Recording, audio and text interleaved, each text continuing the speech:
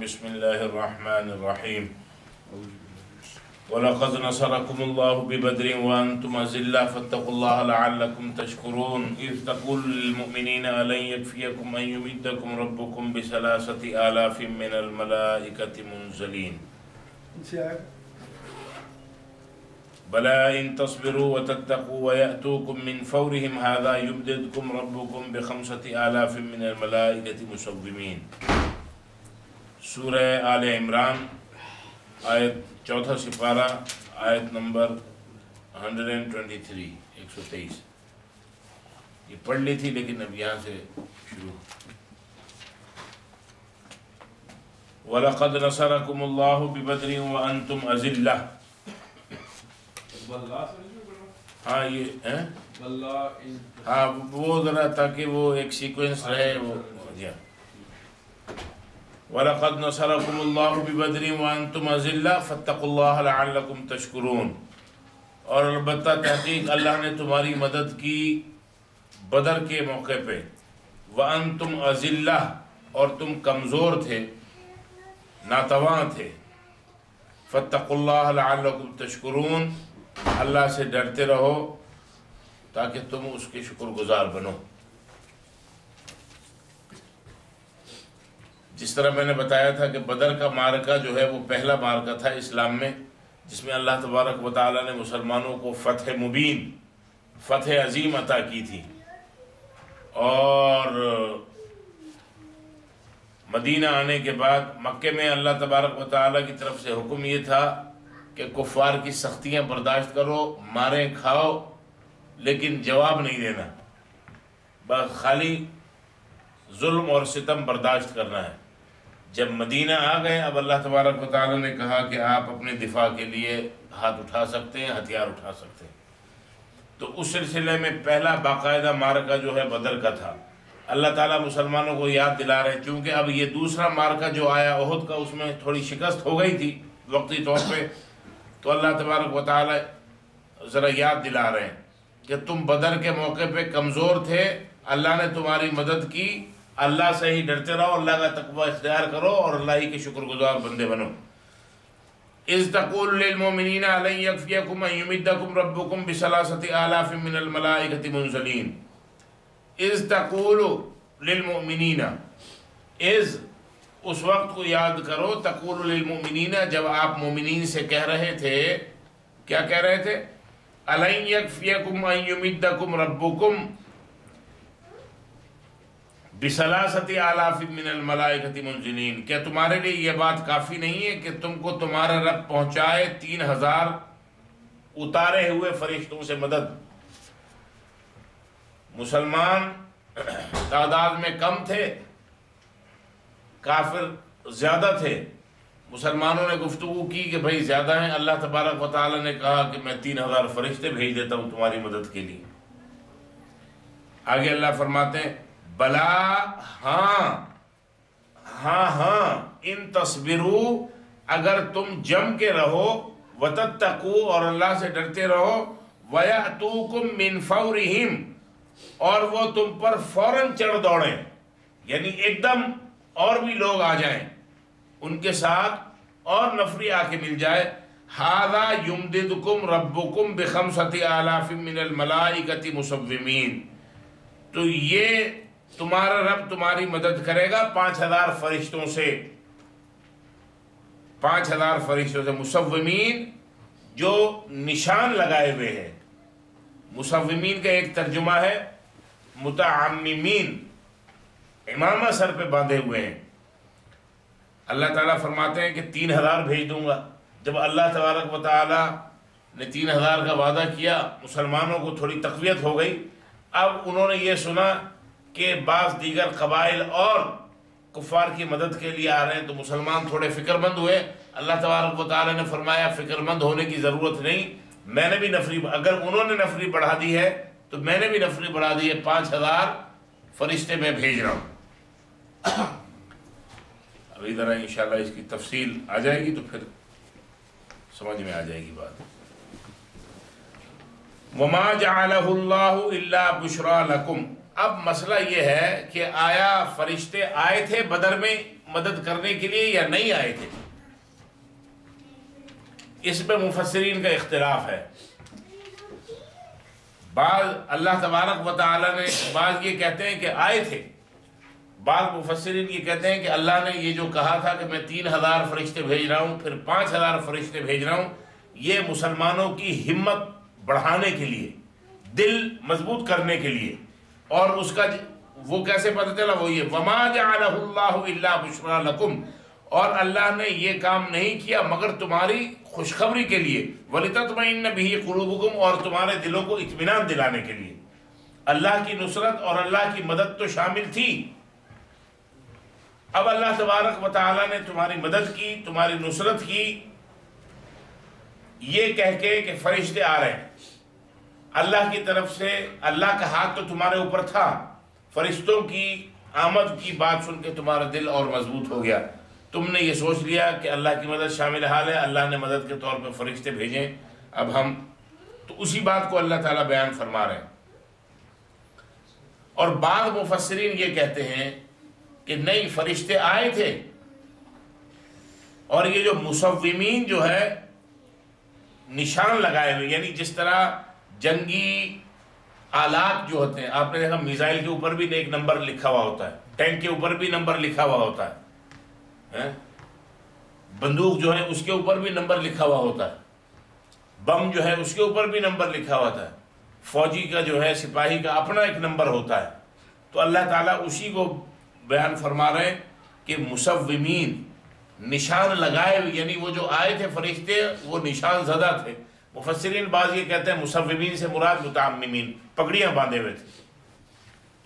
اور مفسرین جنہوں نے یہ کہا کہ فرشتے آئے تھے پگڑیاں باندھے ہوئے تھے، زرد رنگ کی پگڑی تھی. یہ بہت سے مفسرین نے لکھا زرد رنگ کی، یلو کلر کی پگڑی، نہ ہرے رنگ کی، نہ کالے رنگ کی، نہ سفید رنگ کی. جتنے بھی یہ اللہ تبارک و تعالیٰ نے فرشتوں کے ذریعے مدد کی تو وہ زرد رنگ کی پگڑیاں باندھے ہوئے تھے. نبی علیہ الصلوۃ والسلام نے کالے رنگ کی پگڑی باندھی اور سفید رنگ کی. حضور علیہ الصلوۃ والسلام جب فتح مکہ آپ نے فرمایا تو آپ سفید رنگ کی عمامہ اس کے اندر وہ آپ نے سر پہ باندھا ہوا تھا اور کپڑے بھی سفید آپ نے پہنے ہوئے تھے. اللہ فرماتے ہیں وما جعلہ اللہ الا بشرا لکم، اللہ نے یہ سب کچھ نہیں کیا مگر تمہیں خوشخبری دینے کے لیے، وَلِتَطْمَئِنَّ قُلُوبُكُمْ بھی، اور اس کے ذریعے تمہارے دلوں کو اطمینان دلانے کے لیے. وَمَن نَّصْرُ إِلَّا مِنْ عِنْدِ اللَّهِ، اور نہیں مدد آ سکتی مگر اللہ ہی کی طرف سے، العزیز الحکیم، جو مکمل اقتدار کا مالک اور بڑی حکمت والا ہے. اللہ نے مسلمانوں کی مدد کیوں کی؟ تاکہ مسلمان بدر کے موقع پہ موقع ہے احد کا جس میں مسلمانوں کو شکست ہوئی اور مسلمان بڑے جید مسلمان اس کے اندر شہید ہوئے، لیکن اللہ تبارک و تعالی پہلی فتح جو ہے اس کا ذکر کر رہے ہیں تاکہ مسلمانوں کا افسوس اور تکلیف تھوڑی سی کم ہو جائے. کیونکہ اگر تکلیف کے مرحلے پہ آدمی اچھے وقت کو یاد کرے تو تکلیف کی شدت تھوڑی کم ہو جاتی ہے. بیمار ہو، ہائے ہائے کر رہا ہو، لیکن آدمی اگر یہ یاد کرے ہاں بھائی ایک وقت تھا کہ میں بڑا صحت مند تھا، بڑا تندرست تھا اللہ کی طرف سے، تو وہ توجہ ہٹتی ہے اس بیماری کی طرف سے اور انسان کو تھوڑی سی راحت ملتی ہے. تو اللہ تبارک و تعالیٰ نفسیاتی طور پہ مسلمانوں کو جو ہے وہ وعلیکم السلام تیار کر رہے ہیں. کیوں اللہ نے مسلمانوں کی مدد کی؟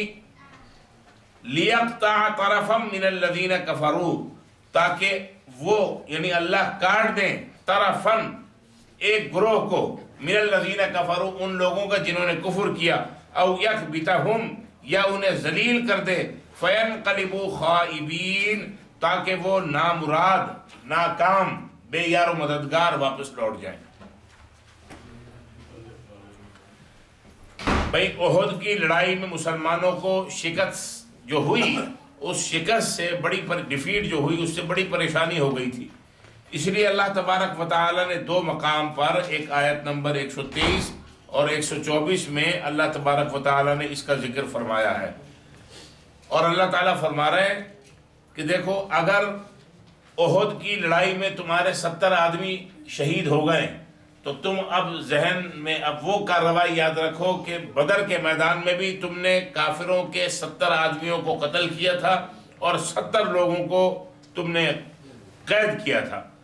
تو ایک لڑائی کے ذکر میں اللہ تبارک و تعالیٰ دوسری لڑائی کا ذکر اس لیے فرما رہے ہیں کہ بدر کی فتح کو یاد کر کے احد کی شکست کا زیادہ افسوس نہ رہے۔ اور فرشتوں کی آمد کا اللہ تبارک و تعالیٰ نے جو ذکر فرمایا ہے اس میں مفسرین اختلاف کرتے ہیں۔ بعض کہتے ہیں کہ فرشتے نصرت کو آئے تھے، بعض کہتے ہیں نہیں آئے تھے، بعض کہتے ہیں کہ فرشتے بدر کے میدان میں مسلمانوں کی مدد کے لیے آئے تھے، لیکن احد میں فرشتے نہیں آئے تھے، بلکہ میکائیل اور جبرائیل نبی علیہ السلام کی رفاقت کے لیے ساتھ دینے کے، لڑنے نہیں آئے تھے بلکہ آپ کے اطمینان کے لیے اور آپ کو ساتھ رفاقت کے لیے آئے تھے، ایک دوستی کا حق ادا کرنے کے طور پہ، لڑنے سے ان کو سروکار نہیں تھا۔ لَيْسَ لَكَ مِنَ الْأَمْرِ شَيْءٌ أَوْ يَتُوبَ عَلَيْهِمْ أَوْ يُعَذِّبَهُمْ فَإِنَّهُمْ ظَالِمُونَ۔ یہ بڑی اہم آیت ہے۔ اللہ تبارک و تعالیٰ حضور کو فرما رہے ہیں کہ لَيْسَ لَكَ مِنَ الْأَمْرِ شَيْءٌ، آپ کا اس بات میں کوئی دخل نہیں ہے، آپ کا اس سے کوئی سروکار نہیں ہے۔ او یتوب علیہم، کہ یا اللہ تبارک و تعالیٰ ان کی توبہ کو قبول فرما لے، او یعذبہم، یا ان کو عذاب دے، فإنہم ظالمون، پس پھر وہ ظالموں میں سے ہوں گے۔ یعنی اس آیت، ایک واقعہ اس آیت کا سبب نزول بنا۔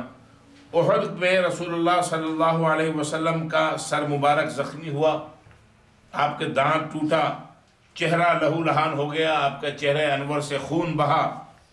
نبی علیہ السلام اپنے چہرے سے خون صاف کرتے تھے اور یہ فرماتے جاتے تھے کہ وہ قوم کیسے فلاح پائے گی جس نے اپنے نبی کا سر زخمی کیا، دانت شہید کیا، حالانکہ وہ تو ان کو اللہ تبارک و تعالی ایک اللہ کی توحید کی طرف بلا رہا ہے، اللہ کی طرف دعوت دیتا ہے۔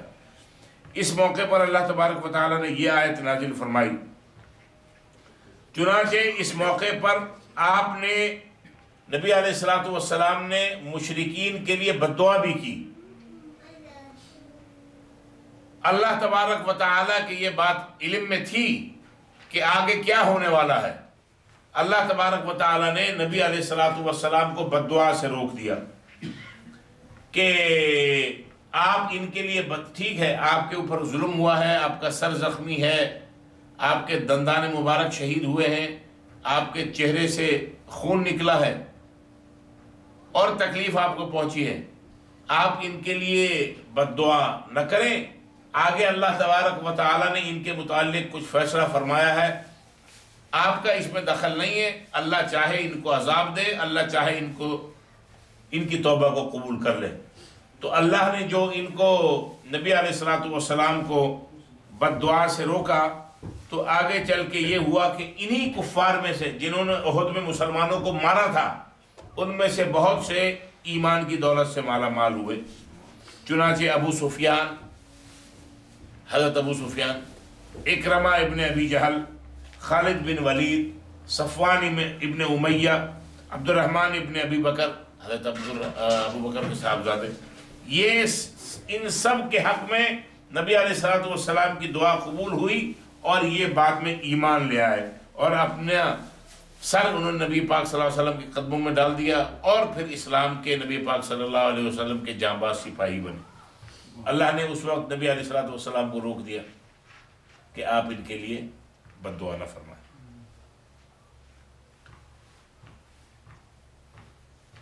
وَلِلَّهِ مَا فِي السَّمَاوَاتِ وَمَا فِي الْأَرْضِ، اور اللہ ہی کے لیے ہے جو کچھ آسمانوں میں ہے اور جو کچھ زمین میں ہے۔ یغفر لمن یشاء، وہ جس کی چاہتا ہے مغفرت فرماتا ہے، وَيُعَذِّبُ مَن یشاء، اور جس کو چاہتا ہے عذاب دیتا ہے۔ واللہ غفور رحیم، اللہ تعالیٰ مغفرت فرمانے والا، رحم فرمانے والا ہے۔ یعنی دیکھیں ابو لہب کے متعلق اللہ تبارک و تعالیٰ کے ازلی علم میں تھا. ایک نقطہ اب یہاں پر سمجھ لیں کہ حضور، پہلے بات سمجھیں کہ حضور ان کے لیے بد دعا فرما رہے ہیں. ہاتھ اٹھایا آپ نے. اللہ تبارک و تعالیٰ نے فرمایا لیس لک من الامر شیء او یتوب علیہم او یعذبہم فانہم ظالمون. آپ کو یہ حق نہیں ہے. آپ ان کے یہ توبہ کرتے ہیں یا یہ کافر مریں گے. ان میں سے کئی ایسے ہیں جو کافر مرے، اور کئی ایسے ہیں کہ جن کی میں نے ابھی صاحب نام آپ کو بتایا. اکثر ان میں سے خالد بن ولید جیسے، جن کو نبی علیہ السلام نے بعد میں سیف اللہ کا خطاب دیا. سیف اللہ، اللہ کی تلوار. یہ سب بعد میں. اور سب سے زیادہ احد کے میدان میں مسلمانوں کو نقصان پہنچایا تھا خالد بن ولید نے، کیونکہ وہ بڑے ماہر سپاہی تھے، جنگی امور کے اور ڈیفنس اسٹریٹجی جو ہے اس کے بڑے ایکسپرٹ تھے. اللہ نے روک دیا. اللہ فرماتا ہے یغفر لمن یشاء ویعذب من یشاء. اللہ جس کی چاہتا ہے مغفرت فرماتا ہے، جس کو چاہتا ہے عذاب دیتا ہے، جس کو چاہتا ہے اللہ ایمان کی دولت دیتا ہے، جس کو چاہتا ہے اللہ بے ایمانی مارتا ہے، اس دنیا سے لے جاتا ہے. ابو لہب جب تبت یدا ابی لہب وتب نازل ہوئی، سورت پہلے نازل ہو گئی اور 10 سال تک، سورت کے نازل ہونے کے 10 برس بعد تک ابو لہب زندہ رہا. اللہ کے علم ازلی اور ابدی اس میں تھا. نہیں تو یہ ہو سکتا تھا کہ یہ اسلام قبول کر لیتا. اگر ایمان لے آتا تو تبت یدا جھوٹی ہو جاتی. اللہ کے ازلی اور ابدی علم میں تھا کہ یہ نہیں لائے گا، یہ پکا بے ایمان ہے. بہت سے لوگوں نے کہا ابو لہب سے کہ یہ موقع ہے قرآن کی یہ سورت جو تمہارے بارے میں نازل ہوئی ہے، اس کو جھوٹا ثابت کرنے کے لیے تم کلمہ پڑھ دو. چاہے دل سے نہ پڑھو، بہت سے منافقین ہیں زبان سے کلمہ پڑھتے ہیں، دل میں ان کے کلمہ نہیں ہے. تم اگر پڑھ دو گے کلمہ کہ میں ایمان لے آیا محمد پہ، تو یہ تو آیت، یہ تو سورت پھر کہاں لے کے جائیں گے. لیکن اس کو جھوٹے منہ بھی لا الہ الا اللہ محمد رسول اللہ پڑھنا نصیب نہیں ہوا. یغفر لمن یشاء ویعذب من یشاء. تو اللہ کے علم ازلی اور ابدی میں تھی یہ بات کہ اے محمد صلی اللہ علیہ وسلم آپ ان کے لیے بد دعا نہ فرمائیے، ان میں سے بہت سے ایمان لانے والے ہیں.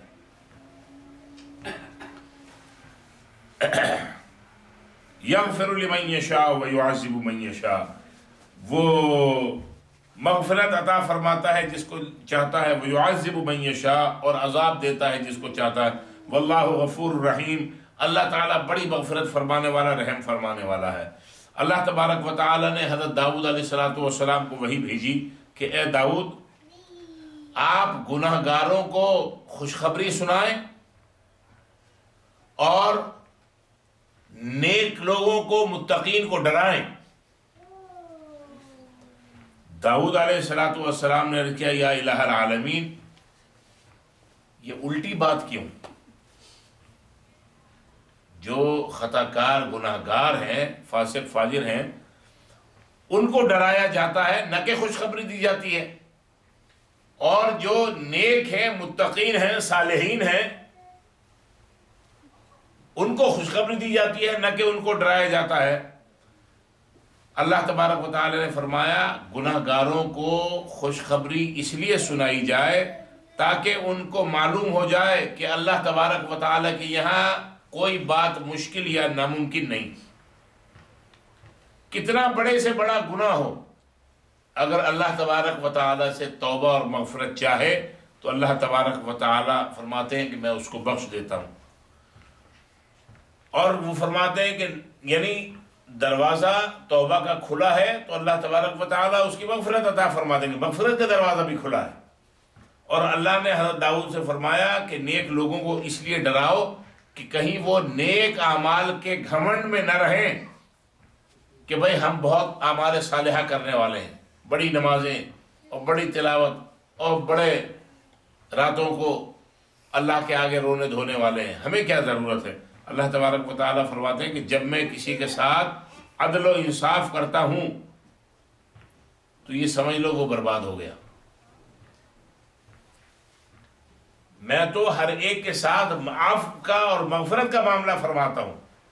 جس کے سامنے میں نے فائلیں کھولی اور حساب کتاب شروع کیا سمجھ لو وہ برباد ہو گیا. حضور علیہ الصلوۃ والسلام کی خدمت میں ایک دن حضرت عمر رضی اللہ تعالیٰ عنہ تشریف لائے. حضرت عمر رضی اللہ عنہ نے دیکھا کہ حضور علیہ الصلوۃ والسلام رو رہے ہیں, گریہ ازاری فرما رہے ہیں. حضرت عمر پریشان ہو گئے, فرمایا اے اللہ کے رسول یہ رونا کیسا, آپ کیوں رو رہے ہیں؟ حضور علیہ الصلوۃ والسلام نے فرمایا اے عمر ابھی جبریل آ رہے تھے اور کہہ رہے تھے اللہ تعالیٰ فرماتا ہے مجھے اس بندے سے شرم آتی ہے جو اسلام میں بوڑھا ہوا, یعنی بچپن جوانی گزارتا ہوا اب وہ اس حالت میں ہے, بڑھاپے کی حالت میں ہے اور اسلام میں ہے. جو شخص اسلام میں بوڑھا ہوا مجھے اس سے بڑی شرم آتی ہے, بڑا لحاظ آتا ہے, بڑی حیا آتی ہے اس شخص کے. اس کو بھی چاہیے کہ وہ مجھ سے حیا کرے اور شرم کرے اور میرا لحاظ رکھے اور سیدھے راستے پہ چلتا رہے.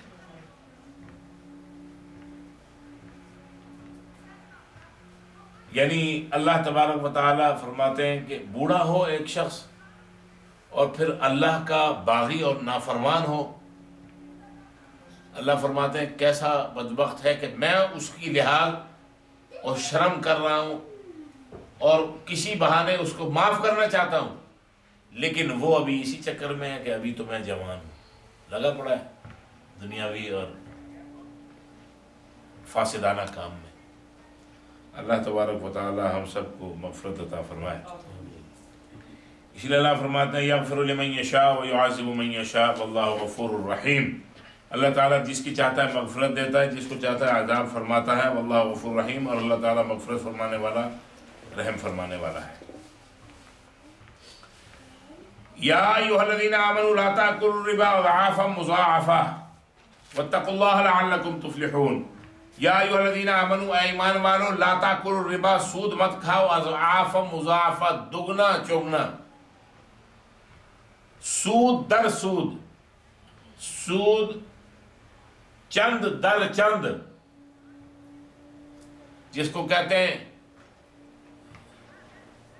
کیا کہتے ہیں سود مرکب کمپاؤنڈ انٹرسٹ, اور دوسرا جو ہے وہ کہلاتا ہے سنگل انٹرسٹ.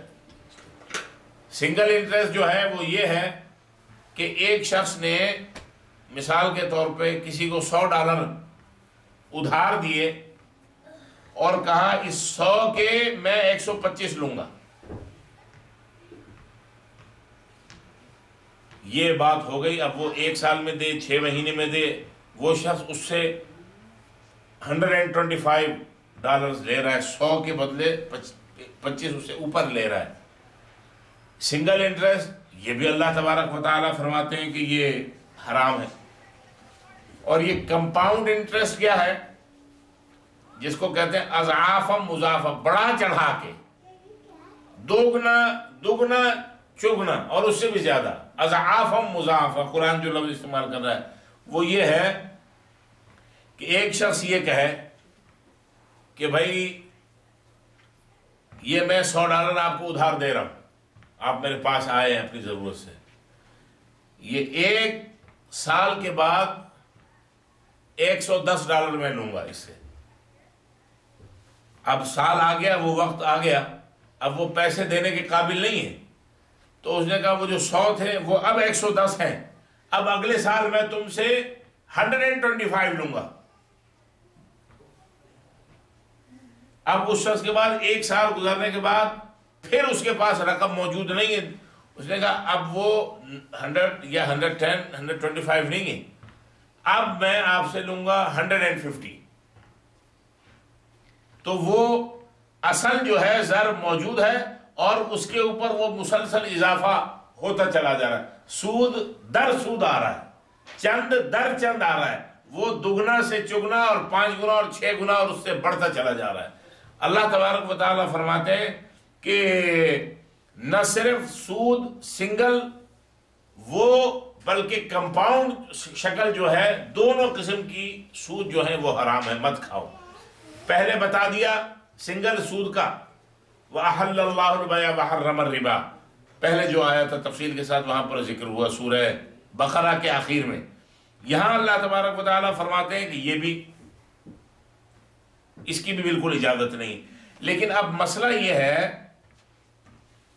کہ بات ہو رہی ہے غزوہ احد کی، کہ مسلمانوں کی پٹائی لگی، مسلمانوں کو شکست ہوئی، یہ بیچ میں سود کی بات کہاں سے آ گئی؟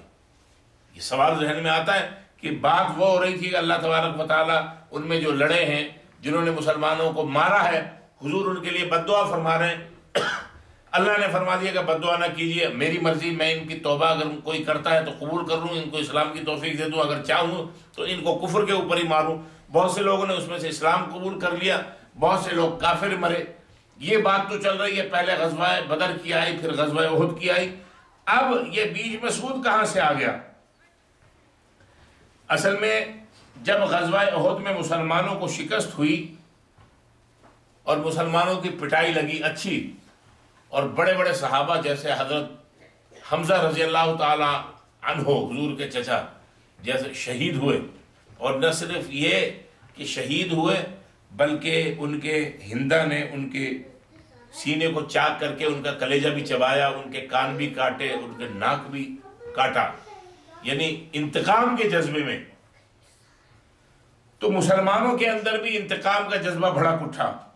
انہوں نے عہد کیا کہ آئندہ جب بھی ہم کفار کے اوپر غالب آئے تو ہم ان سے دوہرا انتقام لیں گے، ڈبل انتقام لیں گے۔ کافروں نے ہمارے ساتھ تذلیل کی، ہمارے جو شہید ہوئے ان کے چہرے مسح کیے، ان کو کاٹا۔ اللہ تبارک و تعالی نے مسلمانوں کے انتقام کے جذبے کو کم کرنے کے لیے سود، آیت سود کو غزوہ احد کے ساتھ ملا دیا، اور فرمایا کہ جس طرح سود انسان کا اخلاق بگاڑتا ہے، اسی طرح انتقام کا جذبہ بھی اخلاقی خرابی پیدا کرتا ہے۔ جس طرح دوہرا سود حرام ہے، اس طرح دوہرا انتقام بھی حرام ہے۔ تو اللہ تبارک و تعالی، کیونکہ مسلمانوں نے بلکہ بعض نے قسم کھا لی تھی کہ ہم ڈبل انتقام لیں گے، تو اللہ نے یہاں پر ان کو کہا کہ نہیں، قرآن اور اسلام بد اخلاقی نہیں سکھاتے، آپ ڈبل انتقام نہیں لے سکتے، اور کسی کو آپ کاٹ پیٹ، اگر آپ کے مسلمانوں کے چہروں کو کاٹا پیٹا ہے، لاش کا بے حرمتی کی ہے، تو آپ کو اس بات کی اجازت نہیں دی جا سکتی کہ آپ ان کی، چاہے وہ کافر صحیح، ان کی لاشوں کے ساتھ یہ سلوک کریں، کیونکہ جس طرح سودی نظام اور سود کا معاملہ بے رحم ہوتا ہے، سود جو دیتا ہے اس کے دل میں، جو لینے والا ہے وہ اس کی مجبوری خریدتا ہے، مجبوری سے فائدہ اٹھاتا ہے، کوئی اس کے دل میں اس کے لیے سمپتھی اور مرسی اور رحم کا جذبہ نہیں ہوتا۔ بالکل اسی طرح جب انسان انتقام پہ اتر جاتا ہے تو اس سامنے والے کے لیے کوئی محبت، کوئی رحم، کوئی سافٹ کارنر اس کے لیے نہیں ہوتا۔ اللہ تبارک و تعالی نے فرمایا کہ یہ بھی حرام اور وہ بھی حرام۔ تو اللہ تبارک و تعالی نے دونوں چیزوں کو بتا دیا کہ انتقام اگر تم لوگے تب بھی اپنے مقصد سے ہٹ جاؤ گے، اور سود کا لین دین کرو گے تو جب بھی جو بھی دین کی جو صحیح اور سیدھی ڈائریکشن ہے تم اس سے ہٹ جاؤ گے۔ دونوں طریقے، لہذا دونوں طریقے جو ہیں وہ اسلام کے اندر ان کی اجازت اللہ تبارک و تعالیٰ فرماتے ہیں نہیں دی جا سکتی۔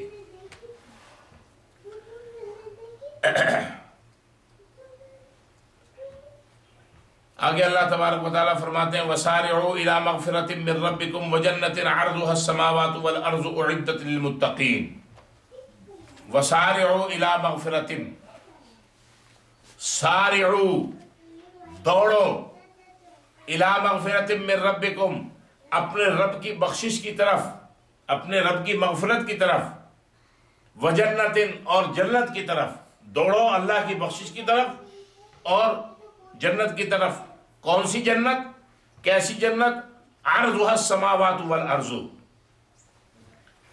جس کا عرض، جس کی چوڑائی آسمان اور زمین سے بھی بڑی ہے۔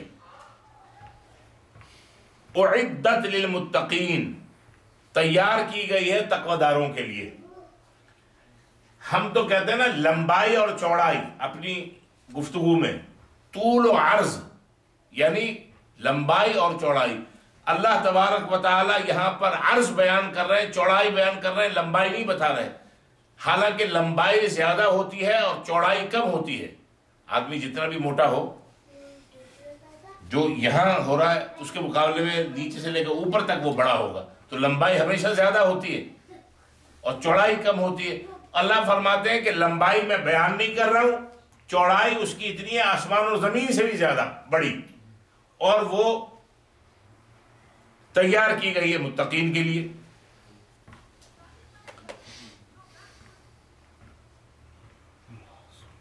لیکن اللہ شروع میں کیا فرما رہا ہے؟ دوڑو اپنے رب کی مغفرت کی طرف۔ مغفرت کا مطلب یہ ہے کہ اللہ کی بخشش، اللہ کی عطا، اور دوڑنے کا مطلب یہ ہے کہ اللہ کی عطا اور بخشش، اعمال صالحہ، نیک عمل جو ہے ان کے کرنے میں تاخیر یا ڈیلے نہیں کرنی چاہیے، ان کو فوراً کرنا چاہیے جو اللہ کی رضا اور آخرت کی کامیابی کا سبب بنتے ہیں۔ اس لیے اللہ تبارک و تعالیٰ اشتعاراً فرما رہے دوڑو اللہ کی بخشش، یعنی نیک کام سے اللہ کی بخشش اور مغفرت عطا ہوگی، اور اس کے بدلے میں اللہ تمہیں جنت کی سرخروئی عطا فرمائیں گے۔ تو لہٰذا اللہ کی مغفرت کی طرف دوڑو، یعنی اعمال صالحہ اور نیک اچھے کام جو ہیں ان کو کرنے میں اور اللہ کی رضا کو حاصل کرنے میں تاخیر نہ کرو۔ اعمال صالحہ میں سبقت کرو، نیک عمل کرنے میں سبقت کرو، یعنی اس میں ڈیلے نہیں کرو، اس کی طرف دوڑو۔ جیسے مثال کے طور پہ حضور صلی اللہ علیہ وسلم نے فرمایا کہ 7 چیزیں پیش آنے سے پہلے پہلے اچھے اعمال کر لو، قبل اس کے کہ 7 چیزیں تمہارے اوپر یا 7 میں سے کوئی ایک چیز تمہارے اوپر وارد ہو جائے، ان کو اپنے اوپر آنے سے پہلے پہلے اچھے عمل کر لو، پھر معلوم نہیں بعد میں موقع ملے یا نہ ملے۔ حضور نے فرمایا پہلا یہ کہ ما ينتظر احدکم الا غنیا متغیا، کوئی شخص تم میں سے دولت مندی کا انتظار نہ کرے کہ دولت مند ہو جاؤں گا پھر اللہ کے راستے میں خرچ کروں گا۔ ہو سکتا ہے دولت مند ہو جاؤ، عموماً دولت مندی جب آتی ہے الا ماشاء اللہ تو ساتھ میں بغاوت اور طغیانی اور سرکشی بھی لاتی ہے، کہ آدمی یہ سوچتا ہے کہ اب تو میں اسٹینفورڈ میں رہوں گا نہیں، اب تو میں موو ہو رہا ہوں ڈیرین یا گرینیج میں جا رہا ہوں، اور گرینیج سے اب یہاں پر آنا میرے لیے تو یہ تو بڑی توہین والی بات ہے، اور گرینیج میں کوئی مسجد ہے نہیں، میں گھر میں ہی نماز پڑھوں گا۔ کیا صفائی بھی نہیں ہوتی ہے، چھوٹی سی ہے، گرمی بھی ہے، پنکھے ہوا کم دیتے ہیں، شور زیادہ کرتے ہیں۔ اب اس کے دماغ کے اندر خناس آنا شروع ہو گیا۔ جب تک کنگلو تھا نا، کنگلا تھا، جب یہاں پر اس میں رہتا تھا، کس میں، لو انکم والے مکانات میں، جب تک صحیح تھا، اب اس کا کوئی لگ گیا ہوگا نمبر۔ تو اللہ حضور علیہ الصلوۃ والسلام فرماتے ہیں کہ ما ينتظر احدکم الا غنیا مطغیا، ایسی دولت مندی آ جائے جو انسان کو سرکشی میں ڈال دے۔ لوگ، یہ بھی تجربہ ہے کہ ناداری یا مڈل کلاس طبقے تک جب تک رہتے ہیں تو ان کے اندر نیکی کے جذبات زیادہ ہوتے ہیں، جب زیادہ تھوڑا ایک دم ٹاپ پہ گئے تو بغاوت پر اتر جاتے ہیں۔ فرمایا ایسی دولت مندی آ جائے کہ تمہیں بغاوت کی طرف لے جائے اور تم نیک عمل سے بھی جاؤ، اس سے پہلے پہلے جس حالت میں بھی ہو نیک عمل کرتے رہو۔ پھر دوسرا آپ نے فرمایا او فقرا منسیا، یا ایسی غریبی، ایسی فقیری آ جائے کہ سب کچھ بھلا دے۔ بعض اوقات انسان ناداری اور فقر کی حالت میں جب ہوتا ہے تو ہمیشہ مغموم اور غمگین رہتا ہے، متفکر رہتا ہے، بھولنے لگتا ہے چیزیں۔ بعض اوقات، اکثر اوقات یہ ہوتا ہے کہ پھر وہ نیکی کے کام کی طرف سے بھی اس کو بھول چوک ہونے لگتی ہے اور وہاں سے بھی جاتا ہے۔ اس لیے حضور نے فرمایا نا کاد الفقر ان یکون کفرا، ایسا نہ ہو کہ فقر و فاقہ تمہیں جو ہے کفر تک پہنچا دے۔ پھر آدمی باتیں کرنے لگتا ہے ہم تو دن رات نماز پڑھتے ہیں، ہم تو ایسے ہی مردار ہو رہے ہیں، یہ تو کچھ بھی نہیں کرتے۔ ہفتے میں ایک دفعہ جاتے ہیں چرچ میں سنیگال میں نہیں جاتے، ان کو اللہ نے سب کچھ دے رکھا ہے۔ پھر اس قسم کی باتیں جو ہم روزانہ سنتے ہیں، اور پھر نتیجہ یہ ہوتا ہے، پھر آدمی یہ کہتا ہے مجھے کیا فائدہ، میں صبح فجر کے لیے آؤں، میں درس کے لیے آؤں، میں عشاء کے لیے آؤں، مجھے کیا ضرورت ہے۔ پھر اللہ فرماتے ہیں کہ ٹھیک ہے، پھر دھکے کھاتے رہو، بس جہاں لگے ہو بس چائے کافی بنا کے دیتے رہو، اسی میں مر جاؤ۔ اگر تمہاری یہ نیت ہے، تمہاری سوچ ایسی ہے، تو میں تمہاری سوچ کے مطابق تمہارے ساتھ سلوک کروں گا۔ پھر فرمایا او مرضن مفسدن، یا کوئی ایسی بیماری انسان کو آ جائے جو انسان کو فساد میں ڈال دے، طبیعت اتنی زیادہ خراب ہو جائے کہ انسان نیکی سے بھی محروم ہو جائے، ایسا شدید بیمار ہو۔ جب دیکھو دعائے کاملہ عاجلہ دائمہ مستمرہ ہو رہی ہے ہر نماز میں، اب تو سب کو یاد ہوگا اتنے سخت لفظ اتنی دفعہ، جب دیکھو فلاں صاحب کہاں ہیں، اسپتال میں، آج اس اسپتال میں کہ جی اب ان کی ترقی ہو گئی، اب وہ چلے گئے نیو یارک کے ہاسپٹل میں، وہ بڑا جہاں پر بڑے بڑے آپریشن ہوتے ہیں، خطرناک مریض جہاں رکھے جاتے ہیں۔ اللہ تعالیٰ ہم سب کو محفوظ فرمائے۔ آمین۔ تو حضور نے فرمایا کہ او مرضن مفسدن، قبل اس کے کوئی ایسی فسادی بیماری تمہارے جسم کے اندر داخل ہو جائے، تمہارے جسم میں داخل ہو جائے کہ تم اس نیک عمل سے ہمارے صالحہ کی تمہیں توفیق ہی نہ ہو۔ بستر پہ پڑا ہوا آدمی کیا کرے، نہ تسبیح پڑھ سکتا ہے، نہ مسجد جا سکتا ہے، اور جب اچھا تھا اس وقت توجہ نہیں کی۔ پھر فرمایا او حرمان مفندن، ایسا بڑھاپا آ جائے جو انسان کی عقل و شعور اور فہم اس کو ہی برباد کر لے۔ بعض اوقات پرانے یعنی زیادہ عمر کے ہو جاتے ہیں، ان کا ذہن کام کرنا چھوڑ دیتا ہے۔ آپ ان سے کہیں کھیت کی، وہ سنیں گے کھلیان کی۔ آپ ان سے بابا جی کیا حال ہے، وہ کہہ رہا، اس کو پتہ ہی نہیں، سنا ہی نہیں دے رہا ہے، حال اس کی سمجھ میں نہیں آ رہا ہے کہ حال پوچھ رہا ہے بندہ یا مال پوچھ رہا ہے۔ تو حضور فرماتے ہیں کہ ایسی نوبت آنے سے پہلے پہلے اپنے آپ کو اعمال صالحہ کے اندر ڈالے رکھو۔ پھر فرمایا حضور علیہ الصلوۃ والسلام نے او موتم مجہزن، یا موت آ جائے اور موت ہی آ کے انسان کا کام تمام کر دے اور عمل کا جو رابطہ ہے وہ منقطع ہو جائے، کٹ آف ہو جائے۔ یا اب دجال، دجال نے بھی تو آنا ہے، دجال آ جائے۔ والدجال شر غائب ينتظر، دجال بڑی بری چیز ہے جس کا انتظار کیا جا رہا ہے، اور وہ آئے گا،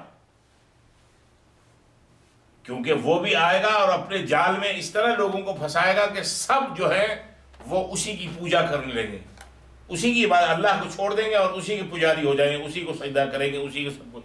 وہ ایسے چمتکار اور ایسے شعبدے دکھائے گا کہ لوگ اسی کی طرف ہو جائیں گے۔ پھر فرمایا اب الساعہ، ہو سکتا ہے قیامت آ جائے۔ اگر قیامت آ گئی تب بھی تمہارا عمل کا رابطہ جو ہے وہ منقطع ہو جائے گا۔ حضور صلی اللہ علیہ وسلم نے فرمایا یہ 7 چیزیں قبل اس کے کہ ان میں سے کوئی چیز آ کے تمہیں پکڑے، سارعوا الی مغفرۃ من ربکم، اپنے رب کی مغفرت کی طرف یعنی نیک عمل کی طرف دوڑتے رہو، دوڑتے رہو۔ اللہ تعالی ہم سب کو اعمال صالحہ اور جس نیک کاموں میں جڑے ہوئے ہیں اللہ تعالی استقامت کے ساتھ اس میں جڑے رہنے کی ہم سب کو توفیق عطا فرمائے۔ الذین ينفقون فی السراء والضراء، اب اللہ نے فرمایا کہ اپنے رب کی مغفرت کی طرف دوڑو، بخشش کی طرف دوڑو اور جنت کی طرف دوڑو جس کی چوڑائی آسمان اور زمین سے بھی بڑی ہے، اور وہ تیار کی گئی ہے، اعدت للمتقین، وہ تیار کی گئی ہے متقین کے لیے۔ اب ان کی نشانیاں کیا ہیں؟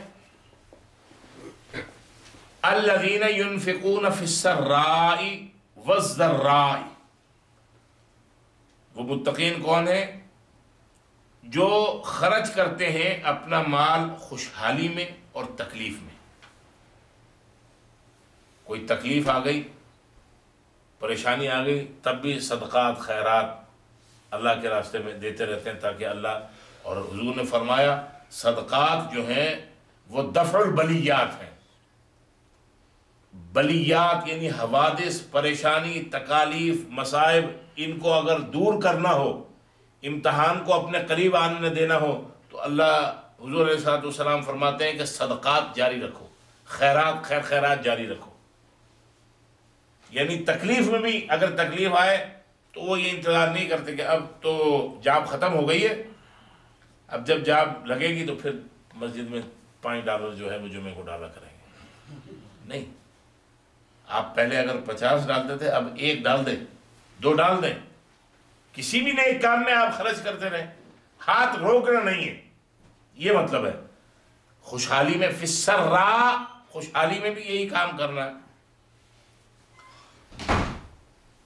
والکاظمین الغیظ،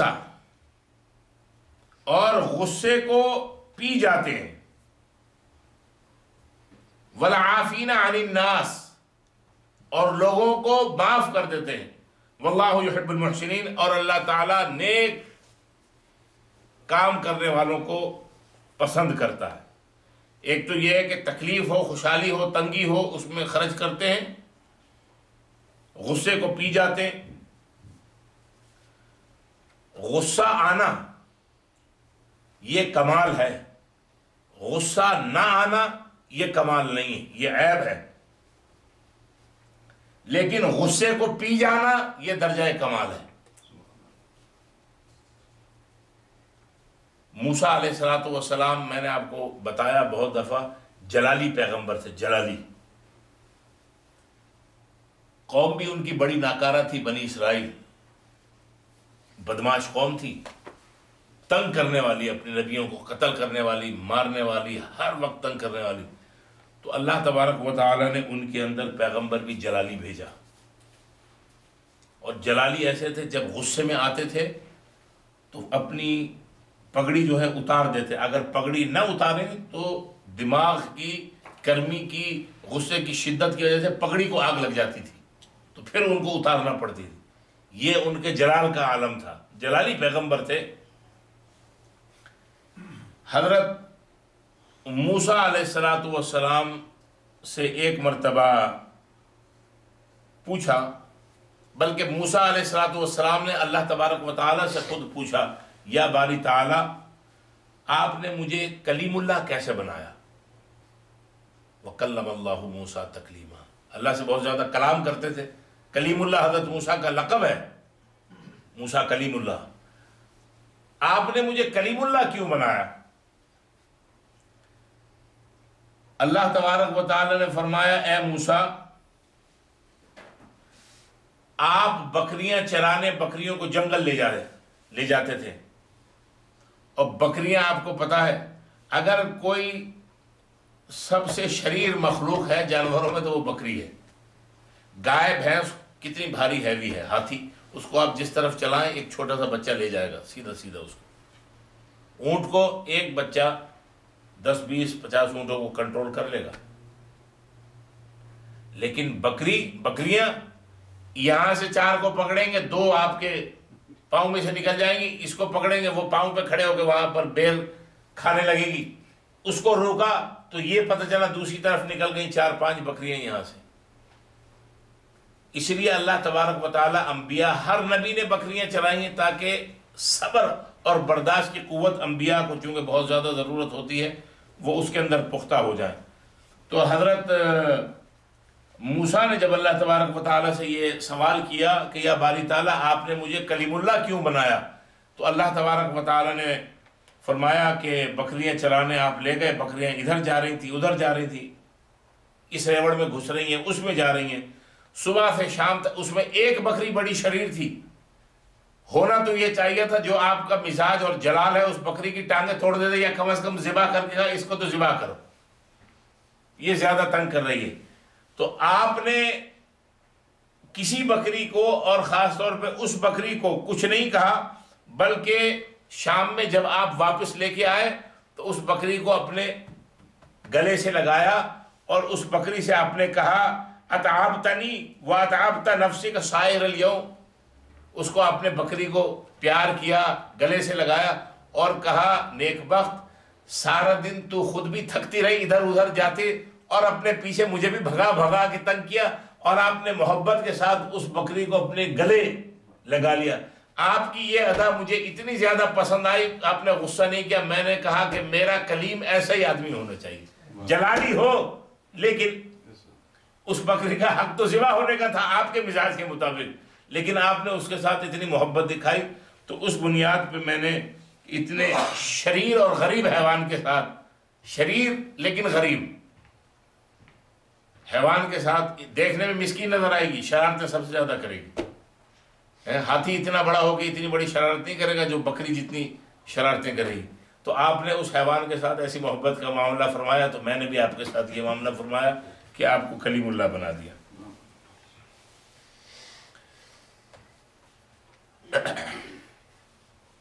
تو پہلا یہ ہے کہ خرچ کرتے ہیں, فراخی ہو یا تنگی, ہر حال میں دوسروں پر خرچ کرنے کے انسان کو عادی ہونا چاہیے. ایک شخص رسول اللہ صلی اللہ علیہ وسلم کے پاس آیا اور اللہ کے رسول صلی اللہ علیہ وسلم سے اس نے کہا, اے اللہ کے رسول, میرے پاس دینے کے لیے کچھ نہیں ہے, میں اللہ کے راستے میں خرچ کرنا چاہتا ہوں, خیرات کرنا چاہتا ہوں, لیکن میرے پاس ہے کچھ نہیں, لیکن میں اپنی قوم میں معزز اور معتبر مانا جاتا ہوں, اس لیے میں اپنی عزت کو خیرات کرتا ہوں. کیا مطلب اس کا؟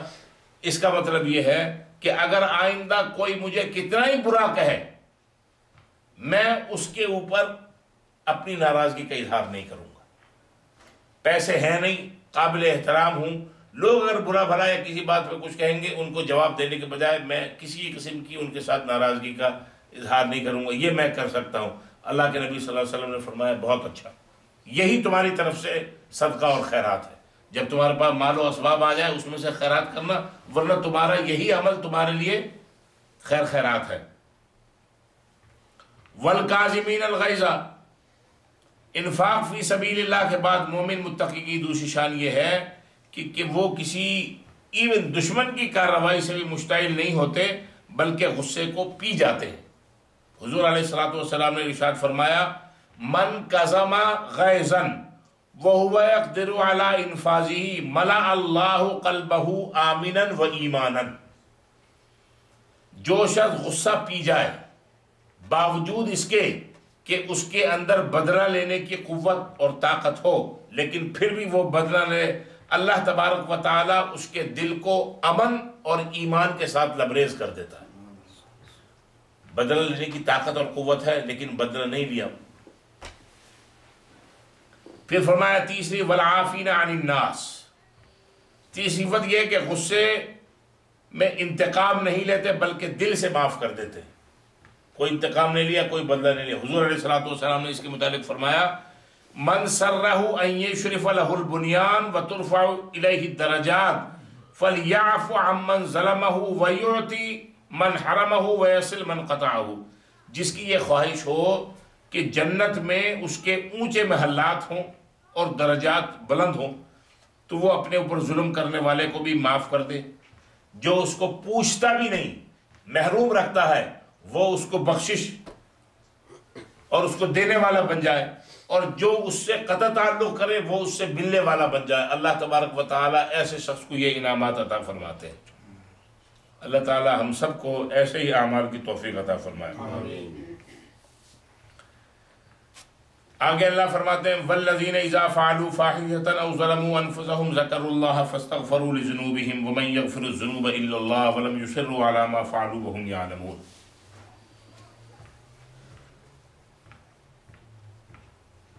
غصے کے متعلق ایک اور بڑی اہم بات جو نکتہ ہے وہ یہ, حضرت امام شافعی رحمۃ اللہ علیہ وہ فرماتے ہیں کہ من استغضب فلم یغضب فهو حمار, کہ جس کو غصہ دلایا گئے, کسی بات پہ اس کو مشتعل کیا جائے, غصہ دلایا گیا لیکن وہ غصہ اس کو نہیں آتا, فهو حمار, تو وہ گدھا, وہ شخص ہے گدھا. من استغضب فلم یغضب فهو حمار, وہ شخص کہ جس کو غصہ دلایا گیا کسی بات, کوئی ایسی بات اس کے سامنے کی گئی مشتعل کرنے والی, لیکن اس کو غصہ نہیں آ رہا ہے, امام شافعی فرماتے ہیں فهو حمار, وہ گدھا ہے. غصہ ایک کیفیت ہے, جہاں ضرورت ہے اس کا اظہار یقیناً ہونا چاہیے. پھر فرمایا وَمَسْتُرْزِيَ فَلَمْ يَرْزَى فَهُوَ شَيْطَانٌ، اور جس کو راضی کیا جائے اور وہ راضی نہ ہو تو وہ شیطان ہے۔ کسی بات پہ کوئی ناراض ہو گیا، اب اس کو منا رہے ہیں، راضی کر رہے ہیں کہ بھئی رانجھے راضی ہو جا، لیکن نہیں مان رہا، تو امام شافعی فرماتے ہیں فَهُوَ شَيْطَانٌ، وہ شیطان ہے۔ والذین اذا فعلوا فاحشۃ او ظلموا انفسهم ذکروا اللہ فاستغفروا لذنوبہم، بڑی اہم آیت ہے یہ۔ والذین، اور وہ لوگ، اذا فعلوا، جب وہ کر بیٹھیں، فاحشۃ، کوئی فحش حرکت، بڑی غلط حرکت، او ظلموا انفسهم، یا اپنی جانوں کے اوپر ظلم کر لیں، ذکر اللہ، پھر وہ اللہ کو یاد کریں، فاستغفروا لذنوبہم، اور وہ مغفرت طلب کریں اپنے گناہوں کی۔ وَمَن يَغْفِرُ الذُّنُوبَ إِلَّا اللَّهُ، کون ہے جو گناہوں کی مغفرت عطا فرما دے سوائے اللہ کے۔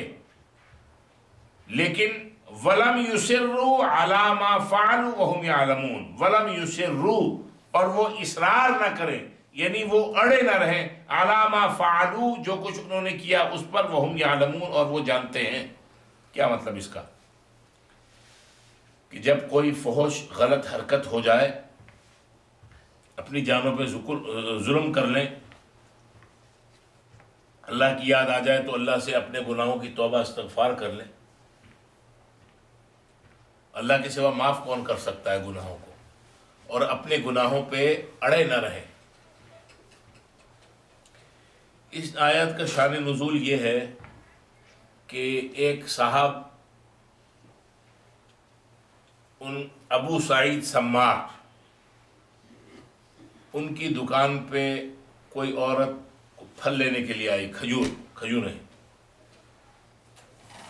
انہوں نے دیکھا کہ عورت خوبصورت ہے، کھجوریں، اس نے کہا کہ اعلیٰ قسم کی کھجوریں اندر ہیں۔ وہ اندر گئی، یہ پیچھے گئے اور اس عورت کا بوسہ لے لیا، پیار کر لیا۔ بوسہ سمجھتے ہیں؟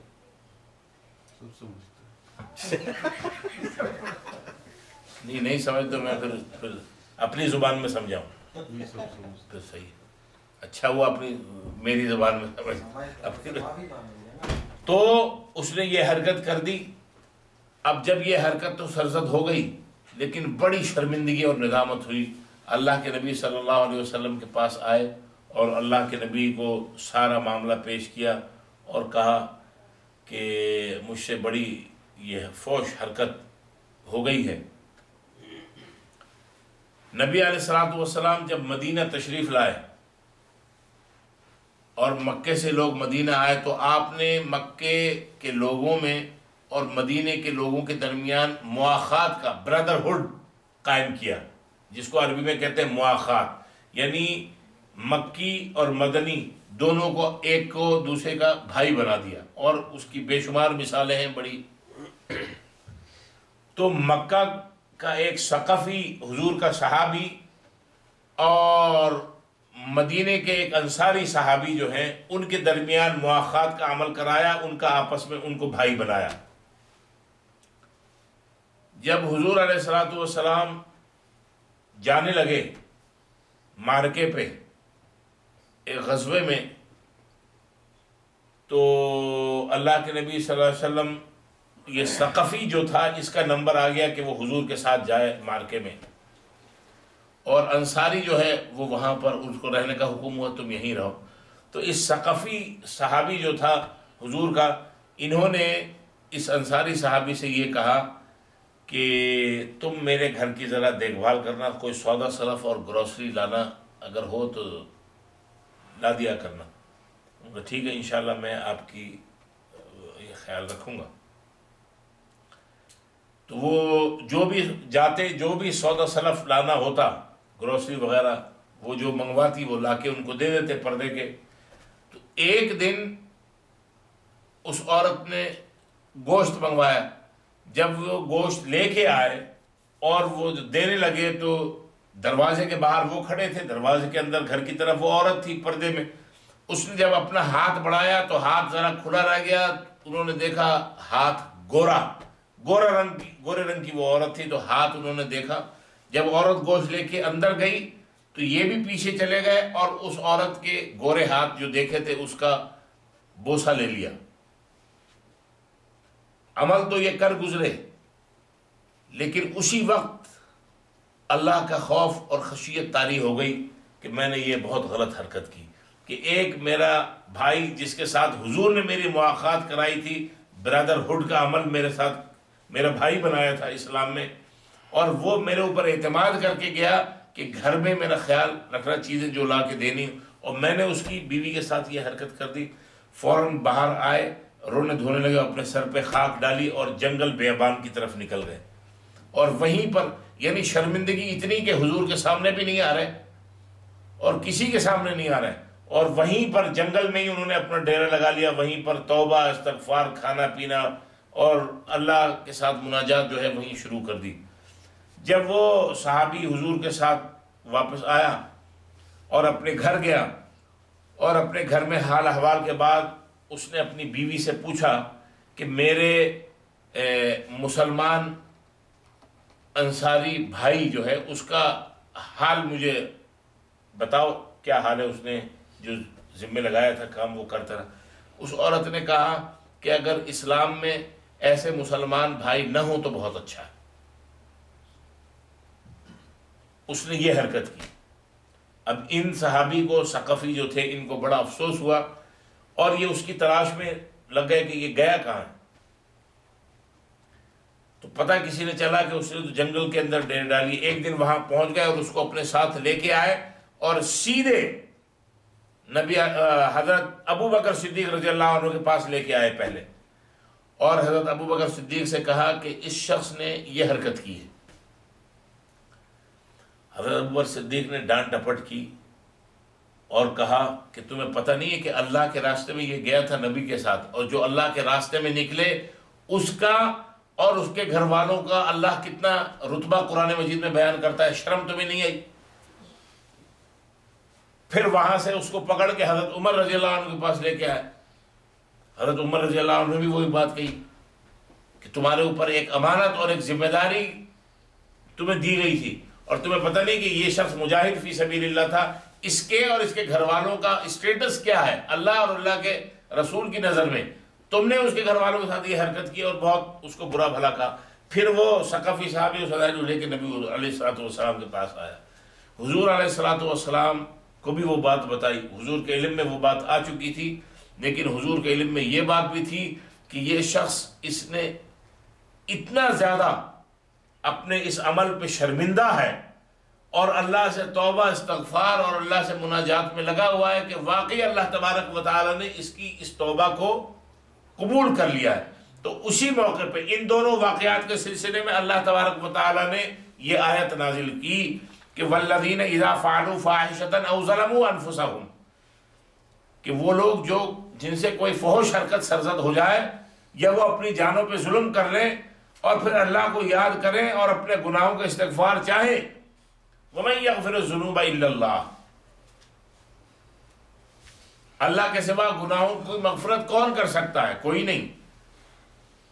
اللہ توبہ قبول فرما لیتا ہے، لیکن شرط یہ ہے کہ وَلَمْ يُصِرُّوا عَلَى مَا فَعَلُوا، جو انہوں نے کیا ہے اس کے اوپر اڑے نہیں کہ بھائی اب لگے رہو، جو کام اب ایک دفعہ شروع کر دیا کوئی برا غلط کام۔ اللہ بڑا غفور رحیم ہے، اللہ تو غفور الرحیم ہے، لیکن اللہ غافر الذنب شدید العقاب بھی ہے، گناہوں کے اوپر گرفت کرنے والا بھی ہے۔ وَلَمْ يُصِرُّوا عَلَى مَا فَعَلُوا وَهُمْ يَعْلَمُونَ، اور وہ اڑے نہ رہیں اس بات پر جو انہوں نے ان عمل پر جو کیا ہے اور وہ جانتے ہیں۔ اللہ فرماتے ہیں جو ایسے صدق کے دل سے سچی توبہ کر لیں، اولئک جزاؤہم مغفرۃ من ربہم، ان کے لیے ان کے رب کے پاس جزا ہے، کس چیز کی؟ مغفرت کی، اللہ کی مغفرت ان کو ملے گی۔ اگرچہ ان سے ایک غلط کام ہو گیا، لیکن اس دل کے ساتھ اللہ سے انہوں نے توبہ استغفار کی اور مناجات اللہ کے سامنے پیش کی، اللہ نے پھر ان کی اور آئندہ پھر اس حرکت سے باز آ گئے، کبھی نہ کی۔ بلی کی توبہ نہ کی. جیسے کہتے ہیں نا بلی کی توبہ یہ ہوتی ہے کہ وہ جو کانٹا کھاتی ہے وہ گلے میں پھنس جائے تو اللہ سے توبہ کرتی ہے کہ اب نہیں کھاؤں گی، گلے میں پھنستا ہے. لیکن جب نکل جاتا ہے تو دوسرا نہیں، اسی کانٹے کو دوبارہ منہ مارتی ہے، دوبارہ کھانا شروع کرتی ہے. اگر اللہ سے توبہ اور استغفار صدق دل سے کرنا چاہیے، اس عہد کے ساتھ کہ آئندہ وہ برا عمل نہیں کیا جائے گا.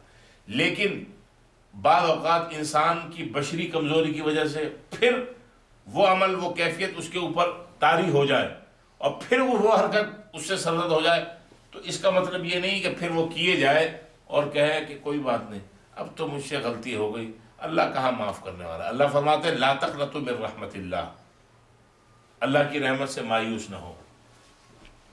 جام میں توبہ شکن، توبہ میری جام شکن. سمجھ بات آئی؟ جام میں توبہ شکن اور توبہ میری جام شکن، سامنے ڈھیر ہے ٹوٹے ہوئے پیمانوں کا. سمجھ آئی بات؟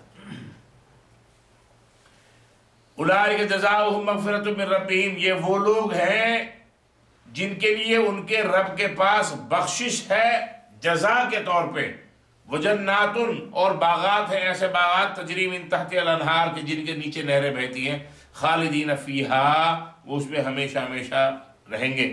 ونعم اجر العاملین، اور عمل کرنے والوں کے لیے اللہ کے پاس بہترین اجر ہے. قد خلت من قبلکم سنن فسیروا فی الارض فانظروا کیف کان عاقبۃ المکذبین. اب اللہ فرماتے ہیں قد خلت من قبلکم سنن، تحقیق تم سے پہلے بھی واقعات گزر چکے ہیں.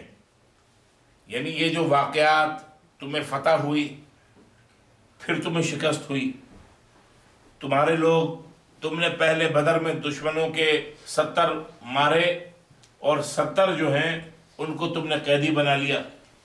اب احد کے اندر تم نے نبی کی تھوڑی سی نافرمانی کی. نبی نے جہاں تم سے کہا تھا کہ یہاں سے ہٹنا نہیں، یہاں کھڑے رہنا، اب اس بات نہ ماننے کی وجہ سے تمہارا بڑا جانی نقصان بھی ہوا، مالی نقصان بھی ہوا. اب اللہ تعالیٰ فرما رہے ہیں یہ وہ واقعات ہیں کہ جو تم سے پہلے بھی گزر چکے ہیں. پچھلے انبیاء میں سے جن قوموں نے اپنے نبی کی بات نہیں مانی، کلیتاً مسترد کر دی، تو اللہ تبارک و تعالی نے ان بڑی طاقتور قوموں کو بھی نیست و نابود کر دیا. تم تو اپنے نبی کی بات مانتے ہو، لیکن وقتی طور پہ تم نے ان کی ایک اہم بات نہیں مانی تو تمہیں اس کی سزا بھگتنی پڑی. قد خلت من قبلکم سنن، تحقیق تم سے پہلے بھی واقعات گزر چکے ہیں. فسیروا فی الارض، پس سیر کرو زمین میں، گھومو پھرو زمین میں. فانظروا، پس دیکھو، کیف کان عاقبۃ المکذبین، جھٹلانے والوں کا انجام کیا ہوا. کبھی کبھی گھومنا پھرنا بھی چاہیے.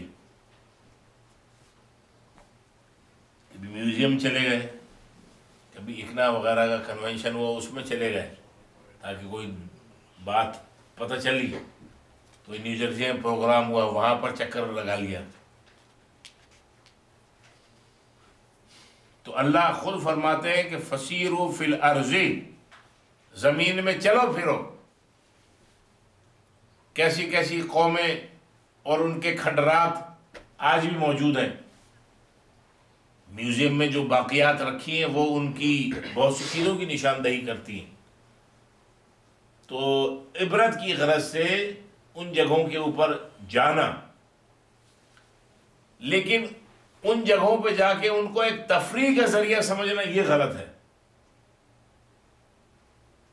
اس لیے حضور نے فرمایا کہ جس عبرت والی بستی میں سے اگر تم جاؤ تو وہاں سے گریہ وزاری کرتے ہوئے، تضرع اختیار کرتے ہوئے وہاں سے گزرو. کسی ایسی جگہ پہ کوئی حادثہ ہو گیا، اگر آپ وہاں ہیں، کوئی پل گر گیا، لوگ تماشا بنا رہے ہیں، وہاں پہ کھڑے ہیں صبح سے لے کے شام تک کھڑے ہیں، کوئی ذرا سا واقعہ یا حادثہ یا کوئی بات پیش آ جائے پر لوگوں کو اتنے فارغ ہے، جھمگٹا اور مجمع چاہیے وہاں پر صبح سے شام تک، اس سے عبرت حاصل کرو۔ لیکن عبرت حاصل کرنے کا ہمارے اندر مزاج ہے نہیں۔ اللہ تبارک و تعالیٰ فرماتے ہیں تم سے پہلے بھی بہت سے واقعات گزر چکے ہیں، زمین میں چلو پھرو اور دیکھو اللہ کو جھٹلانے والوں کا انجام کیا ہوا ہے۔ اب اللہ فرماتے ہیں ھذا بیان للناس وہدی وموعظۃ للمتقین۔ ھذا بیان للناس، یہ جو باتیں بتائی جا رہی ہیں یہ دین کا بیان ہے، دینی باتیں ہیں۔ کس کے لیے؟ للناس، لوگوں کے لیے، وہدن، اور ہدایت ہے، وموعظۃ، اور نصیحت ہے، للمتقین، تقوی داروں کے لیے، اللہ سے ڈرنے والوں کے لیے۔ یعنی احد کا ذکر چل رہا ہے تو اللہ فرماتے ہیں احد کی لڑائی میں جب مسلمانوں کو شکست اور کفار کو وقتی طور پہ فتح ہوئی تو مسلمانوں کو یہ خیال گزرا کہ ہم تو اسلام کی تائید میں لڑے تھے اور ہم حق پر ہیں، اور ہمارے دشمن اور مخالف جو ہیں کفار وہ ناحق پر ہیں، پھر ہماری شکست اور ان کی فتح کیوں ہوئی؟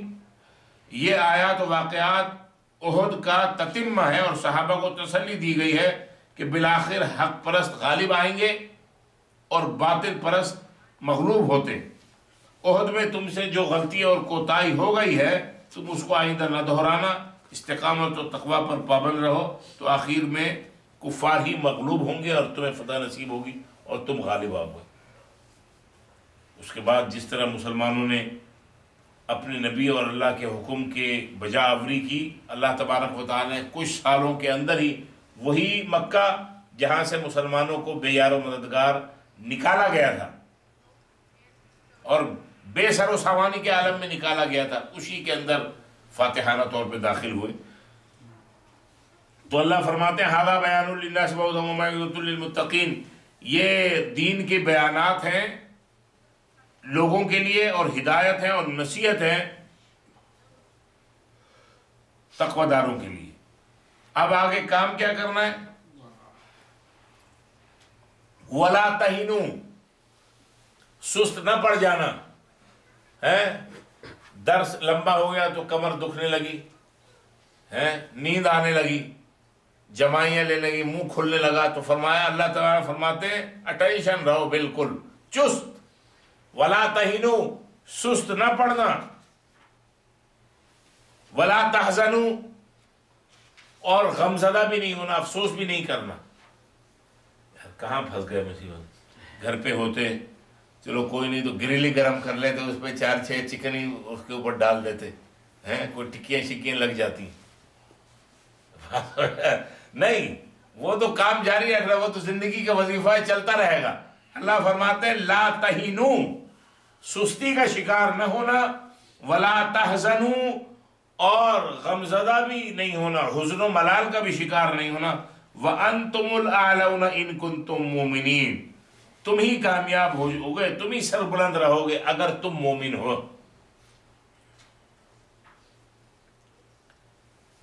بار بار اللہ تبارک و تعالی مسلمانوں کو یعنی تسلی دلا رہے ہیں۔ آگے بھی إِن يَمْسَسْكُمْ قَرْحٌ،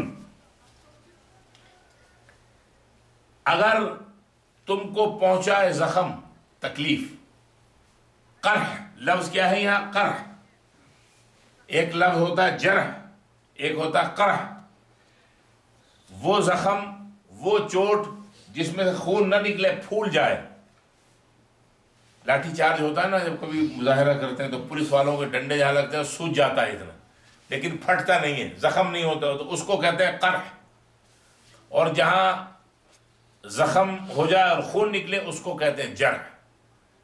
جرح اور قرح۔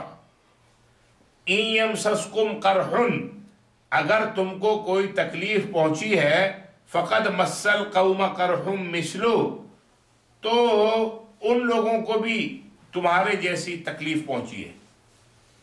یعنی اللہ تعالیٰ مسلمانوں سے کہہ رہے ہیں کہ تمہارے 70 آدمی احد میں مرے، شہید ہوئے مسلمانوں کے، احد میں 70 مرے تھے، اللہ فرماتے ہیں کہ یہی تکلیف ان کو بدر میں پہنچ چکی ہے،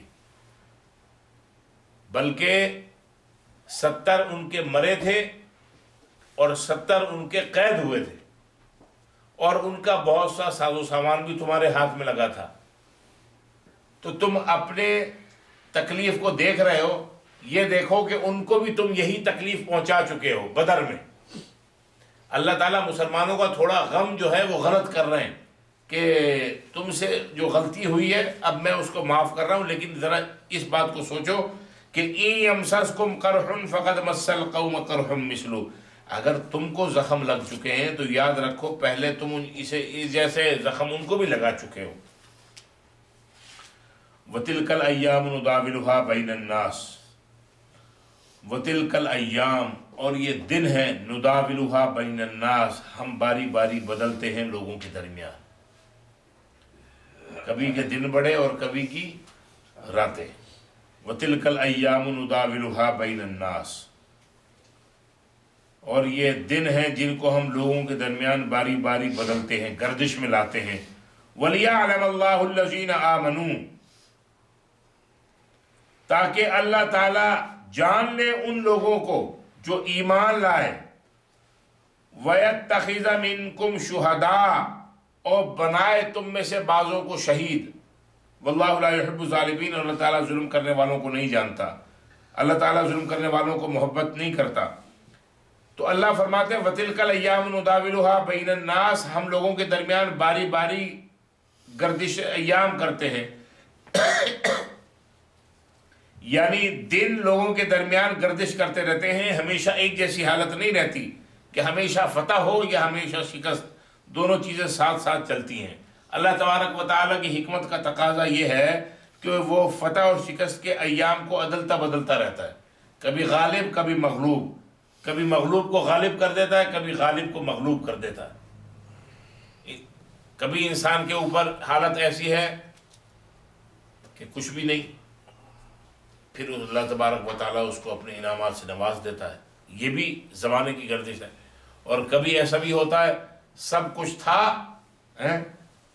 جب مغلیہ دور حکومت ختم ہوا تو اسی دلی کے اندر مغل شہزادیاں جو ہے جامع مسجد کے سامنے بھیک مانگتی ہوئی نظر آئیں، اور ان میں سے بہت کئی ایسی کہ جن کا جو جامع مسجد دلی کی سیڑھیوں پہ ہی ان کا انتقال ہو گیا بھیک مانگتے مانگتے۔ ان میں وہ عورتیں بھی تھیں جن کو کبھی کسی نے دیکھا نہیں تھا، شہزادیاں۔ وَتِلْكَ الْأَيَّامُ نُدَاوِلُهَا بَيْنَ النَّاسِ، یہ دن ہیں جن کو اللہ تعالیٰ لوگوں کے درمیان گردش کراتا رہتا ہے۔ کوئی صاحب کسی وقت وزیر اعظم ہوتے ہیں، صدر ہوتے ہیں، اور کسی وقت کوٹری کے اندر بند ہوتے ہیں۔ تو یہ وہ لوگ بھی ہیں جن کی ایک ایک تقریر کے اوپر لاکھوں لوگ ان کی تقریر غور سے سنتے ہیں، پھر زمانہ ایسا بدلتا ہے کچھ سال کے بعد کہ 10 دن اور 20 دن اور 5 دن ان کی لاش پڑی رہتی ہے، پھر چند آدمی ان کو دفن کر دیتے ہیں۔ تو اللہ فرماتے ہیں وَتِلْكَ الْأَيَّامُ نُدَاوِلُهَا بَيْنَ النَّاسِ، یہ دن ہیں جن کو ہم لوگوں کے درمیان بدلتے رہتے ہیں۔ ورلڈ کیا IMF کا چیف اس وقت کہاں ہے؟ بس جی ہاں، چند دن پہلے تک دنیا کے سب سے بڑے مانیٹری فنڈ جو ہے وہ اس کے کنٹرول میں تھا، یعنی one of the most influential person on the surface of the earth. یہ ہے اصل وَتِلْكَ الْأَيَّامُ نُدَاوِلُهَا بَيْنَ النَّاسِ، ہم لوگوں کے درمیان دنوں کی گردش اللہ فرماتے ہم لاتے رہتے۔ چند میل کے فاصلے پہ ایک صاحب کچھ عرصے تک سال ہا سال قید رہے، اب چند میل کے فاصلے پہ وہی صدر ایوان صدر کے اندر صدارت کی کرسی کے اوپر بیٹھے۔ یہ ہے تِلْكَ الْأَيَّامُ نُدَاوِلُهَا بَيْنَ النَّاسِ۔ اسی جگہ پر ایک صاحب چند سال اسیر اور ارسٹ تھے، اور وہیں سے چند میل کے فاصلے پہ پرائم منسٹر ہاؤس کے اندر بیٹھے ہیں۔ یہ ہے وَتِلْكَ الْأَيَّامُ نُدَاوِلُهَا بَيْنَ النَّاسِ، ہم لوگوں کے درمیان دنوں کی گردش لاتے رہتے ہیں. اللہ تعالیٰ فرماتے ہیں. ایک لفظ اللہ نے یہاں فرمایا وَلِيَعْلَمَ اللَّهُ الَّذِينَ آمَنُوا، تاکہ اللہ تعالیٰ جان لے کہ کون ایمان لائے. ایمان کون لائے؟ یعلم سے مراد محض جاننا نہیں ہے، کیونکہ اللہ رب العزت کا علم جو ہے وہ تو ازلی ابدی ہے.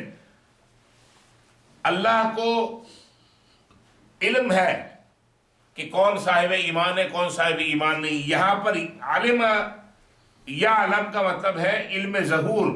مطلب یہ ہے کہ اللہ تعالیٰ لوگوں کے سامنے ظاہر کر دے کہ کون ایمان لایا اور لوگوں کو پتہ چل جائے، تاکہ اہل ایمان تکلیفیں اٹھا کر بھی ایمان پر قائم رہیں اور ایمان کے راستے کو ترک نہ کریں.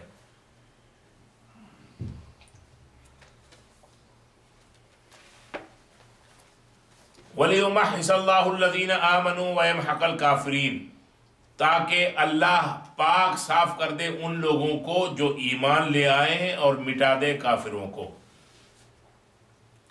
کافر یعنی باطل تو مٹنے کے لیے آئے ہیں، لیکن شرط یہ ہے کہ جو صاحبان ایمان ہیں وہ صحیح معنوں میں صاحب ایمان ہو جائے. کافر کا یا کفر کا بول بالا دیکھ کے لوگ یہ سمجھیں کہ قرآن کی آیت کیا کہہ رہی ہے، اور اسلام کے اوپر کبھی زوال نہیں آیا. اسلام تو شروع سے لے کے اب تک ترقی کی طرف گامزن ہے، ترقی کی طرف گامزن ہے. جیلوں میں بھی امریکہ کے اس وقت تقریباً 3.5-4 لاکھ پریکٹسنگ مسلمان جیلوں میں موجود ہیں، جو اپنی اپنی سزائیں پوری کر کے نکلیں گے تو وہ جس کرمنل حیثیت سے گئے تھے اس سے بالکل ٹوٹلی چینج وہاں سے نکلیں گے. They are very practising Muslim in present, امریکہ بھر کی جیلوں میں. تو اسلام ترقی پہ ہے ہر دور میں، اسلام پہ کبھی زوال نہیں آیا، ڈکلائن نہیں آیا. ہاں مسلمان کے اوپر زوال آتا رہا ہے، اور 450 سال سے مسلمان 400-300 سال سے علمی، اخلاقی اور ہر قسم کی یعنی ڈکلائن اور زوال اور پستی کا شکار ہے. وَلِيُمَحِّصَ اللَّهُ الَّذِينَ آمَنُوا وَيَمْحَقَ الْكَافِرِينَ، تاکہ اللہ تعالیٰ صاف کر دے، پاک کر دے ان لوگوں کو جو ایمان لائے اور مٹا دے کافروں کو. اب حسبتم، کیا تم یہ گمان کرتے ہو کہ ان تدخلوا الجنت، کہ تم جنت میں داخل ہو جاؤ گے. وَلَمَّا يَعْلَمِ اللَّهُ الَّذِينَ جَاهَدُوا مِنْكُمْ وَيَعْلَمَ الصَّابِرِينَ، کہ ابھی اللہ نے اس بات کو بھی ظاہر نہیں کیا ہے کہ تم میں سے جو جہاد کرنے والے ہیں وہ کون ہیں اور صبر کرنے والے کون ہیں. وَلَقَدْ كُنْتُمْ، اللہ فرماتے ہیں اور البتہ تحقیق تم ہی تھے، تمنون الموت من قبل، کہ تم اس سے پہلے موت کی تمنا کرتے تھے، ان تلقوہ، کہ تم ان سے ملاقات کرو، اللہ سے ملاقات کر لو. فقد رأیتموہ وانتم تنظرون، تو اب تم نے اس کو دیکھ لیا اور تم اپنی آنکھوں سے دیکھ رہے ہو. کیا مطلب؟ اصل میں اللہ تبارک و تعالیٰ ان آیات میں یہ فرما رہے ہیں کہ موت اور دشمن سے مڈ بھیڑ کی، انکاؤنٹرنگ کی کبھی آرزو مت کرو.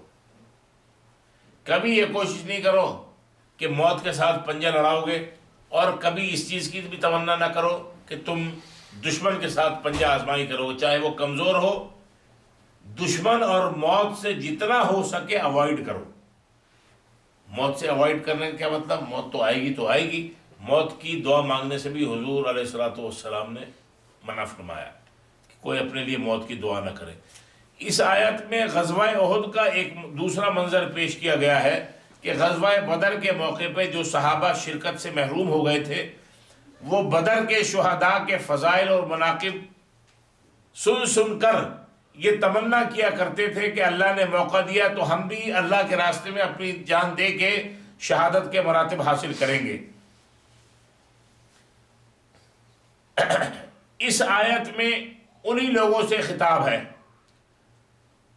تو وہ لوگ جو بار بار شہادت کی تمنا کرتے تھے کہ ہمیں وہ مقام، وہ رتبہ عطا ہو جائے کہ جو بدر کے شہداء کو ہوا، اور سمہاؤ ہم بدر کے میدان میں مارکے میں ہم شریک نہیں ہو سکے۔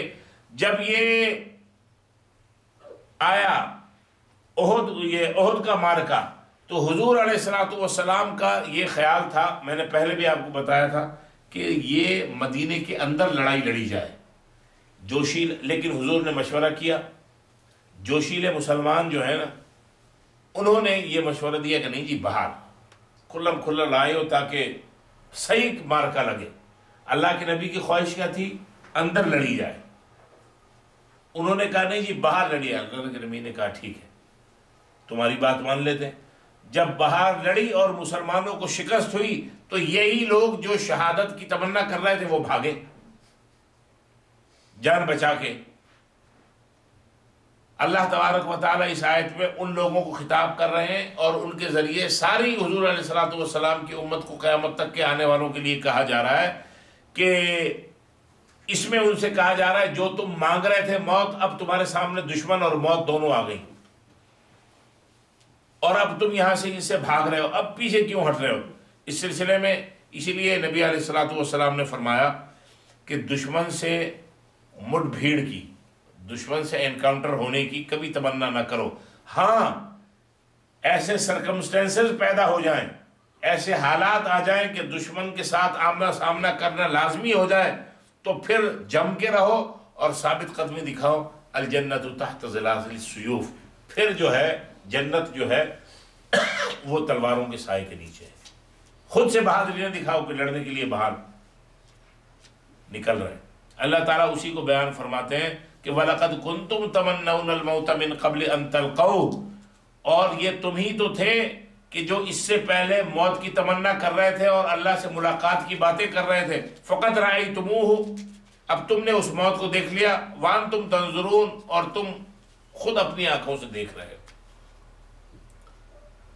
صدق اللہ العظیم۔